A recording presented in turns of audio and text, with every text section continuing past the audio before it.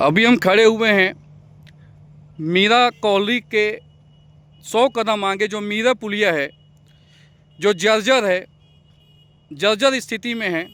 अब चूँकि रेस्क्यू प्रतियोगिता होनी है जमुना कोतमा क्षेत्र वार्ड नंबर 13 द्रोणाचार्य स्टेडियम में और सीएमडी बिलासपुर महोदय का आगमन हो रहा है, तब मैं देख पा रहा हूँ हमारे साथ पूर्व पार्षद अंकित सोनी जी भी हैं, जो अपने वार्डवासियों के साथ धरना प्रदर्शन में ही बैठे हुए हैं। इसी जर्जर पुलिया के निर्माण निवेदन है तो वो धरने में बैठे हुए हैं।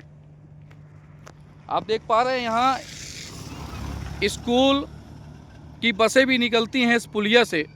अंकित भैया, इस पुलिया के संबंध में आप बताइए कितनी जर्जर है ये, अभी पूर्व की बारिश में इसका क्या हाल था, अभी ये जो निर्माण हो रहा है आनन फानन में, ये किन कारणों से हो रहा है?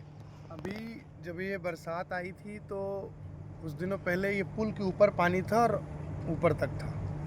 उसके पहले भी 2018 में मैंने भी लेटर पैड में लिख के आदरणीय महाप्रबंधक महोदय जी को अवगत कराया था कि सर पुल की स्थिति बहुत दयनीय है। उसके पहले 20 में भी कराया, अभी 6 महीने पहले कराया, उसके पहले मतलब ऐसे करके 10 से 12 लेटर लेटर पैड में मैंने बाकायदा इस पुल की फ़ोटो टाइपिंग करा के लिखित दी है कि आप इस पुल की समस्याओं को देखकर इसका निराकरण करें।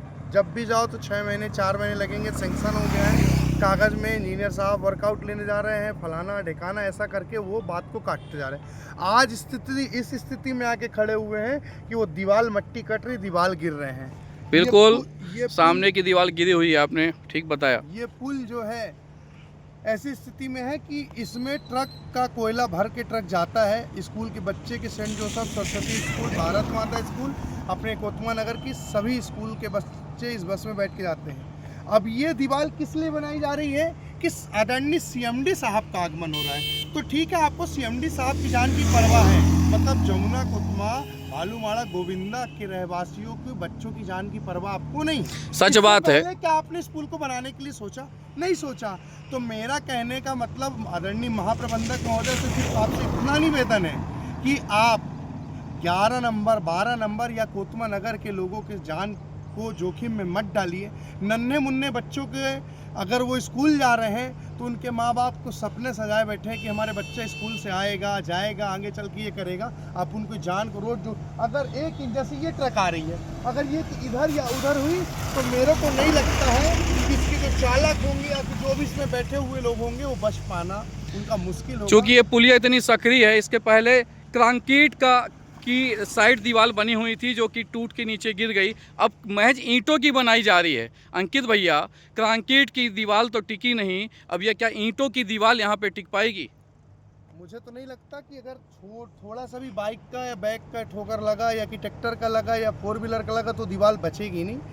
पर सीएमडी साहब के आगमन के लिए रोड सजाया जा रहा है। अब उनको क्या बताया जाता कि पुल टूटी हुई है, तो क्या सीएमडी साहब बस की जान की परवाह है कि आपको आपके अधिकारियों की सिर्फ परवाह है क्या? नगर के बच्चों की नहीं है क्या?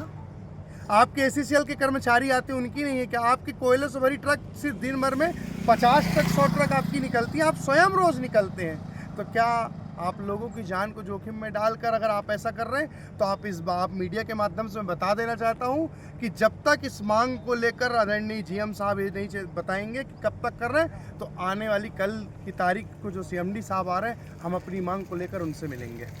सच कहा आपने। चूँकि सीएमडी महोदय का आगमन होना हो, अचानक से ये कार्य शुरू होता है तो मन में एक बात तो आती है कि कहीं अधिकारियों को दिखाने के लिए तो नहीं है कि देखिए साहब हमने अपने क्षेत्र को कितना व्यवस्थित कर रखा है, हमारे यहाँ के पुलियों के दोनों तरफ में दीवारें हैं, क्योंकि दीवारें बन जाएंगी तो साइड से जर्जर स्थिति नहीं दिखेगी। तब क्या आप सीएमडी महोदय को इस पुल की जर्जर स्थिति से अवगत कराएंगे? जरूर कराऊंगा। और उसके साथ साथ मैं एक चीज़ और ये भी बता दूं कि एससीसीएल के क्वार्टर एससीसीएल एम्प्लाई इन्होंने इतनी दहशत भर के रखी है एम्प्लाइयों के ऊपर कि वो जाके वहाँ बोल नहीं पाते। कुछ कालरी के नेता होते वो बोल पाते, उन आसपास हो जाता है ना। कालरी के क्वार्टर के पीछे की साफ सफाई करोड़ों रुपए खा के बैठ गए ठेकेदारों के साथ इंजीनियर साहब लोग मिलके। ये कहाँ का न्याय है? रोड की स्थिति ऐसी है, ना स्ट्रीट लाइट देते, ना किसी भी तरीके से एससीसीएल हमारी मदद कर रही है। हम अपनी मांगों को लेकर आगे भी ऐसे निरंतर आगे बढ़ते रहेंगे। अगर हमारी मांग पूरी नहीं तो कल की तारीख को जो सीएमडी साहब आ रहे हैं उनको उनके पास आप ज्ञापन सौंपेंगे? जरूर। चलिए, चूँकि जनहित की बात है, जनहित की बात के लिए अधिकारी हमेशा सहयोग ही करते हैं और आप लोगों की बात मुझे लगता है कि महोदय ज़रूर सुनेंगे और जो श्रमिक लोगों को जो परेशानी हो रही हैं उन परेशानियों से निजात भी उन्हें जल्दी मिलेगी। हम तो ये चाह रहे हैं, हमारे यहाँ अतिथि देवो भव का एक परंपरा चली है। आदरणीय सीएमडी साहब का हम स्वागत बंदन अभिनंदन भी करेंगे, साथ में उनको अपनी वार्ड की हो रही असुविधा एसी सेल द्वारा जो अन्याय किया जा रहा है उसको लेकर हम बताएंगे, शायद उनके तक हमारी बात रखने से हमारी मांग पूरी हो जाए। चूँकि एक ये रेस्क्यू प्रतियोगिता है, ये एक अच्छे कार्य किए जा रहे हैं, नो डाउट, इस पर कोई निसंदेह नहीं है, लेकिन चूँकि अधिकारी का आगमन हो रहा है तो उन्हें अपने क्षेत्र की स्थितियों से पूरी तरह से अवगत कराने के लिए वार्ड पार्षद यहाँ पर खड़े हुए हैं। जी भैया, आपको बहुत बहुत धन्यवाद हमसे बात करने के लिए।